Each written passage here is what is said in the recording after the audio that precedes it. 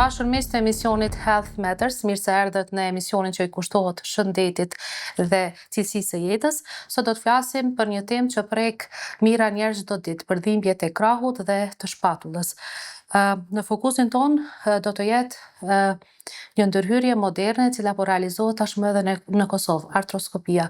Për këtë dhe shumë pyetje të tjera kemi të ftuar specialistin ortopedisë, Ushtrim Grezda, i cili çdo ditë pacientëve ja u largon këtë dhimbje dhe ja u përmirëson cilësinë e jetës.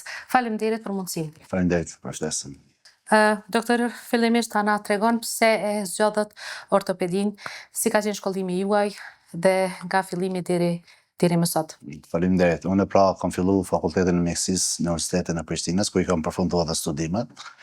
Pastaj kam filluar po ashtu specializimin, ndërsa një pjesë specializimit e kam kryer në Shtetet Bashkuara të Amerikës. Pas specializimit kam shkuar për studime postdiplomike në Basel, në Zvicër, me fokus në krah dhe në brël. Ndërsa në Amerikë fokusim ka qenë kërdhokulla dhe gjuri. Pastaj kam filluar të punoj në Kosovë, ku punoj në Qendrën Klinike Universitare, si dhe në një spital privat. Ortopedinë kam zgjedhur vetëm rastësisht, ndoshta më shumë që kam natyrë mekanike dhe kam qenë në mjekësi, dhe për këtë kam menduar që specializimi më i përshtatshëm për mua. Doktor, cilat kanë qenë ato sfidat e para të shkollimit?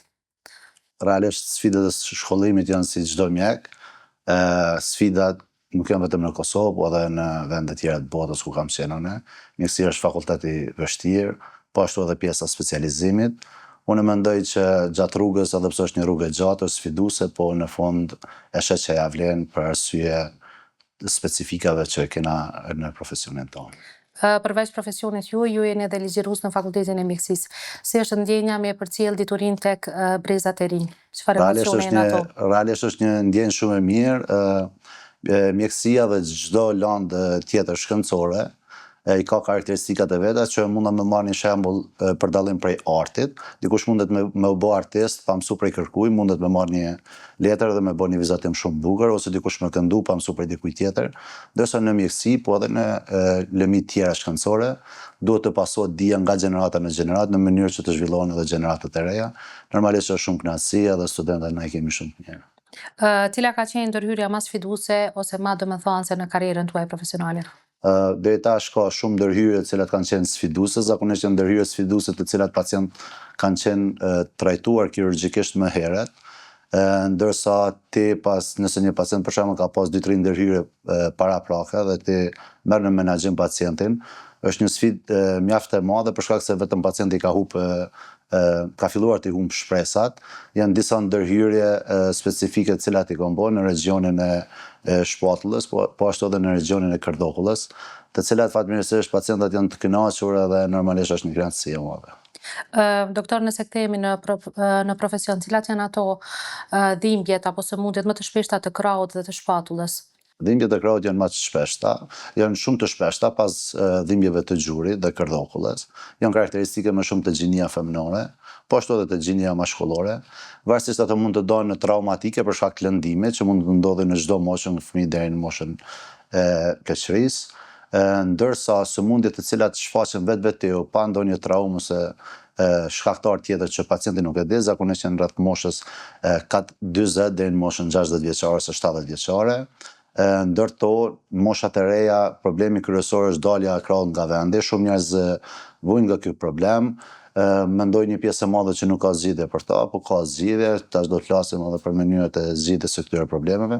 Ndërsa te moshat më të vjetra është tendiniti apo impingimenti i supit, që pacienti fillon të ketë dhimbje pa ndonjë arsye që mund ta di, edhe po ashtu edhe për këtë ka zgjidhje në mënyrë jo kirurgjikale ose kirurgjikale. Po nisim nga kjo e fundit, çfarë shkakton tendinit të? Zakonisht tendinitet mund të jenë shumë faktoriale. Arsyeja kryesore pse fillon një tendinit i krahut është kur pacienti e ka vetëm të lindur akromionin, kockën e sipërme, të cilën e kam edhe këtu.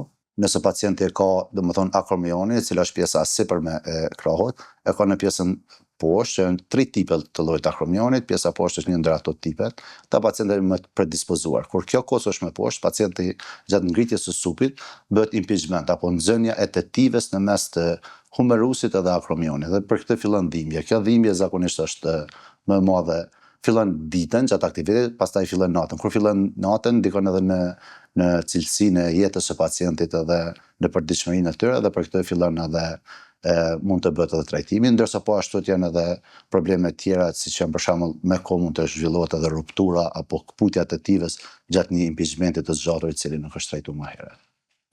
Po çfarë është domethënë sëmundja e krahut, kur pacientët nuk mund me ngrej lart krahun? Mund të jetë po ashtu edhe kjo për arsye të ndryshme. Arsyeja kryesore është kjo që sapo e tregova. Po ashtu edhe një arsye shumë e shpeshtë është formimi i gurëve në krah. Njëjtë si qysh krijohen në veshka, krijohen edhe në krah. Shumë pacienta mendojnë që është diçka e çuditshme ose diçka që shumë e veçantë për ta, po kjo është mjaft e shpesh. Shumë njerëz kanë gurë në krah, nuk e dinë që kanë gurë në krah. Po në një pikë caktuar ne fillojnë të kenë dhimbje, zakonisht është një faza e fundit e gurit kur fillon guri tërheqjen. Guri në krah, për dallim prej atyre në veshkë mund të dalë jashtë përmes urinës, ndërsa në krah nuk mund të dalë jashtë, dhe për këtë organizmi duhet më tërheq vetë. Gjatë tërheqjes dhimbja është tepër e madhe, kjo mund të zgjatet me muaj, nganjëherë edhe me vite. Në stadiet e para fillimi është me barna, ndoshta edhe me një injeksion brenda në krah, ndërsa të rastet të cilat janë rezistente, diku rreth 5% e rasteve duhet bëhet ndërhyrje kirurgjikale, të cilat na bëjmë zakonisht për tërheqjen e gurit direkt me artroskop për disa premje të vogla, dhe rehabilitimi është shumë i shpejtë, pacienti kalon në fazën e rehabilitimit shumë shpejt.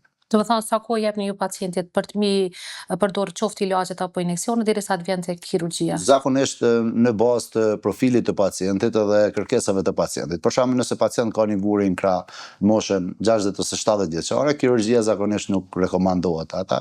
Zakonisht menaxhimi bëhet përmes barnave. Po ashtu edhe këta pacientë nuk është që lëvizin dorën shumë ose mirën në sport. Ndërsa në moshat e reja kur shfaqet guri në krah, pacienti nuk mundet me prit 3-4 vite që t'i kaloj guri në krah. Na aprovojmë disa javë deri në disa muaj me injeksione në krah ose me barna të cilat pihen për me kalu dhimbja në krah. Mirë, por nëse shohim që pacienti nuk po reagon edhe gurt nuk po tërhiqen, atëherë te moshat e reja rekomandohet edhe artroskopia e krahut. Domethënë deri në moshën diku rreth 50 vjeçare.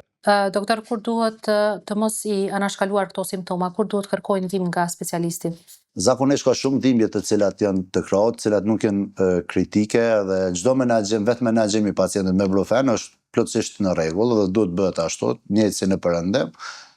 Ndërsa kur dhimbja fillon edhe të jetë edhe natën, atëherë duhet kërkohet ndihma tek kirurgu, se nganjëherë nuk është problemi vetëm të gurit në krah ose të impingimenti, domethënë të nxënja e tetives, por mund të jetë edhe ndonjë rupturë apo kputje të tetives, e cila duhet të diagnostifikohet dhe trajtohet me faza të hershme, për arsye që në momentin kur kputet tetiva, nëse na nuk e menaxhojmë tetiven për disa javë ose disa muaj, atëherë tetiva fillon të tërhiqet. Edhe vjen në kohë ku as kirurgjia nuk mund ta ndihmojë në kuptimin e qepjes së tetives, po duhet vendoset protezë krahut ose kështu më radh.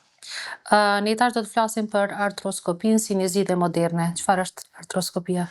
Artroskopia pra është kur hyrja në organizëm përmes disa premje të voglave dhe përmes një kamere. Kjo përdoret edhe në kirurgjinë abdominale në barë, që quhet laparaskopi, po në koncept është e njëjtë edhe në ortopedi. Artroskopia domethënë me hyrë një instrument brenda në nyje. Artroskopi ka të ndryshme, fillimisht e para që është bërë e gjunit, pastaj ka filluar e krahut, tash bëhet edhe artroskopia e kërdhokullës, e nyjes, artikulacionit talokrural, e brylit, kyçit të dorës, e kështu me radhë. Pra qëllimi është, për dallim prej metodave konvencionale, që me pas pacientët më të qartë, ndërhyrja përmes metodës së hapur ka qenë më herët. Mirë, po çdo ndërhyrje kirurgjikale kur e pren lëkurën dhe indet e tyre, edhe operacioni më i mirë bën damë gjatë rrugës. Domethënë krijohet fibroza kështu me radhë. Për këtë arsye tash me mjekësinë moderne, domethënë trajtimi është përmes disa premjeve të vogla, që ndërhyrja në organizëm dëmi që mund të bëhet prej kirurgjisë të jetë sa më i vogël dhe efekti sa më i madh. Kjo pra është artroskopia, dhe përmes të cilës na mundem me trajtu shumë sëmundje të ndryshme të krahut. Çka e dallon artroskopinë prej metodave të vjetra? Artroskopia ashtu siç e thash, pra është metodë moderne, përveç kësaj që sapo përmenda që nuk hapet për shembull krahu komplet 10 ose 15 cm. bëhet përmes një premje të vogël, cila është 1 centimetër, për shembull brenda në krah, bëhet një premje e vogël përpara, mbrapa, nganjëherë edhe anash, që është veç 1 centimetër, hyn kamera brenda, e sheh patologjinë, ndërsa përmes portalit tjetër, përmes premjes tjetër, bëhet rregullimi i patologjisë edhe dilet jashtë. Kjo përveç dëmit që nuk e bën shumë të madh, dhe gjakderdhjet pas operacionit janë shumë më të vogla dhe komplikimet e tjera janë shumë më të vogla. Po ashtu ndihmon në rehabilitimin e pacientit. Pacienti shumë më shpejt kthehet në jetën e përditshme kur ndërhyrja nuk ka qenë shumë e madhe. Kur vihet në pamje artroskopi në shpatull? Arsyet më të shpeshta pse bëhet artroskopia e krahut është kur kputet tetivat brenda krahut, të cilat ndihmojnë supën me çu lart edhe me ndihmu, domethënë krahun me lëviz. Arsyeja numër 2, domethënë më e shpeshta, është kur kemi luksacion të krahut, dalja e krahut nga vendi. Po ashtu, siç e përmendëm më herët, mund të bëhet përheqjen e gurëve në krah, ndërsa edhe në raste pak më të rralla bëhet kur është impingimenti, i cili biseduam më herët, domethënë kur pjesa sipërme, akromioni, nxen me humerusin, edhe nxen tetivën në mes, bëhet lirimi i kosës, prehet një pjesë e kosës përmes artroskopit që krahut ketë hapësirë që pacienti ta lëviz krahun më lehtë. Po sa zgjat rikuperimi tek ta Zakonisht pacient? varësisht prej ndërhyrjes, në princip të ndërhyrjet më thjeshta, të heqja e gurëve në krah, rehabilitimi është shumë i shpejt, disa ditë, ndërsa të pacientët të cilët është shkep tetiva e krahut, muskujt supraspinat, infraspinat, subscapular, zakonisht trajtimi është rehabilitimi është 6 javë deri në 12 javë. Po ashtu edhe te pacientët të cilët kanë pas luksacion të krahut, rehabilitimi dikur është 6 javë. Ndërsa kthimi në jetën normale dhe në sport, në general është 3 deri në 4 muaj. A është kjo procedurë e dhimbshme për pacientin edhe çfarë ju rekomandoni pacientit të bëj pas një operacioni të tillë? Zakonisht pothuajse shumica e pacientave problemi kryesor është frika nga operacioni, për shkak se tek ne edhe si popullat, domethënë ndërhyrjet kirurgjikale, tash vitet e fundit janë më të shpeshta, më herët nuk ka pas ndërhyrje, ndoshta për shkak të zhvillimit të mjekësisë kështu më radh. Dhimbje zakonisht pacientat nuk kanë, po mund të pas 24 orë të para, mirë po menaxhimi i dhimbjes është efikas edhe pacientat pas disa ditë nuk e ndjejnë që ka pas operim. Normalisht kjo varet edhe nga për çfarë arsye është bërë operimi, po në general në shumicën e rasteve pacientat nuk kanë dhimbje, edhe mund të kryejnë aktivitetet e përditshme si për shembull ngrënia kështu më radh, ndërsa pas operimit te një pjesë e caktuar në këto pacientë duhet të marrin një farë arm sling apo mbajtjen e dorës për disa javë deri kur indet të shëruara përmes artroskopit të shërohen vetvetivat që pacienti mund të kthehet pastaj në lëvizje normale. Doktora, ka ndonjë komplikacion që pacientët duhet ta dinë? Ndonjë komplikacion të mundshëm pas kësaj? Komplikimet janë shumë të rralla, komplikimet më të shpeshta janë ato që lidhen me çdo ndërhyrje kirurgjike tjetër, që mund të jetë infeksioni, që do ta përmendem që është mundësia e infeksionit është shumë e vogël, për shembull nëse krahasohet me metodat e hapura, po ashtu mund të ndodhë trombembolia, krijimi i trombit sipas çdo operacioni, për shkak që pacienti është shtrit për një kohë dhe nënshtrohet ndërhyrjes kirurgjikale, ndërsa në general mundësia komplikimeve është deri 20% në krahasim me ndërhyrjet për shembull që bën me të hapur, lëndimi i nervave, arterëve, këtë mundësia është tepër e vogël për shkak të ndërhyrjes shumë të vogël që bëhet në krah. Po flasim pak për zakonet e këqija që kemi ne si popullat, për cilin e jetesës. Çka mund të bëjmë na për shëndetin tonë, që ta ruajmë domethënë shpatullën ose krahun tonë? Problemi kryesor është tek pacientët të cilët bëjnë jetë sedentare ose për shembull punojnë në zyre dhe mundon me kompenzu aktivitetin fizik përmes fitnessit, crossfitit ose një sporti të fortë, kickboxit, që me hub kalori ose me qëndru në formë.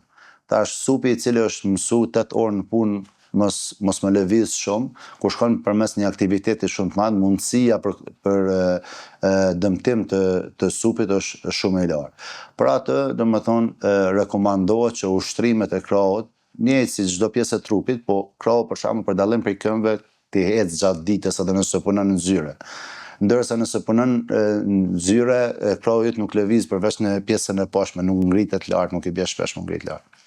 dhe për këtë arsye kur shkon ti në CrossFit ose një sport tjetër më të fortë dhe mundohesh me kompenzu aktivitetin që nuk e ke bë më herët, atëherë vjen deri te lëndimi i krahut, ose vjen impingimenti, ose mund të vjen ndonjë rupturë e krahut, e cila mandej edhe ty të pengon në jetën e përditshme. Pra ato rekomandohet që ushtrimet e krahut, njëjtë si pjesë tjera të trupit, të bëhen edhe gjatë ditës, jo vetëm për një orë gjatë një ushtrimi të caktuar. A mundesh me na tregu një ushtrim që mund me përdor në shtëpi ose në punë mund me bë?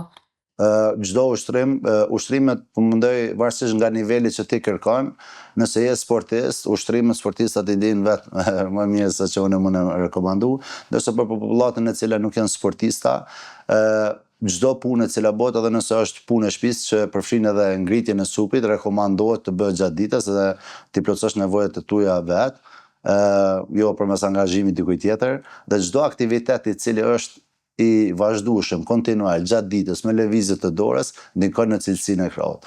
Është gabim e me mendu që mundesh me shku 40 minuta ose një orë në fitness, me bëj shumë ushtrime të krahut, gjatë ditës më nejt, për arsye se kjo mund të sjellë deri te komplikimet, po mundoj të smundjet të ndryshme të krahut. Doktor, a e përmendi ndonjë rast sfidues apo ndonjë rast që të ka mbet në kokën tënde? A ndani ndonjë histori me ne? Zakonisht raste sfiduese ka pothuajse çdo javë ose në baza mujore.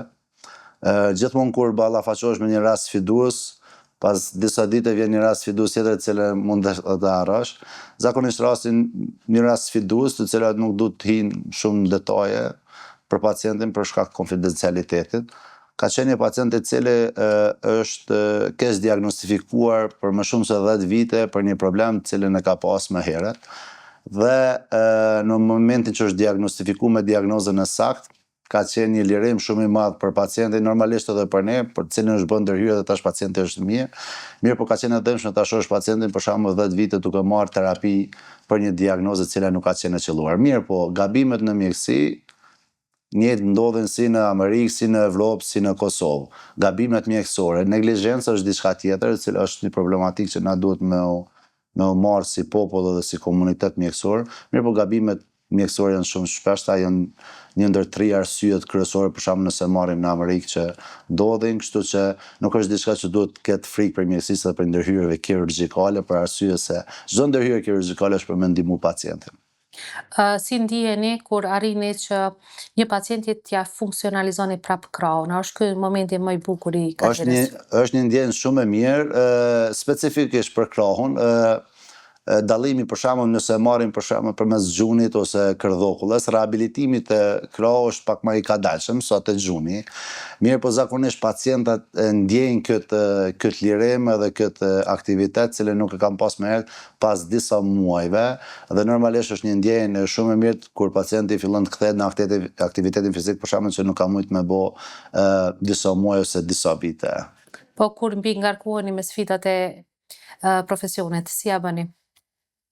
Zakonisht merrem me ndonjë sport të caktuar, mundohemi me disa sporte, me dal hiking, bjeshkatari ose me futboll pak.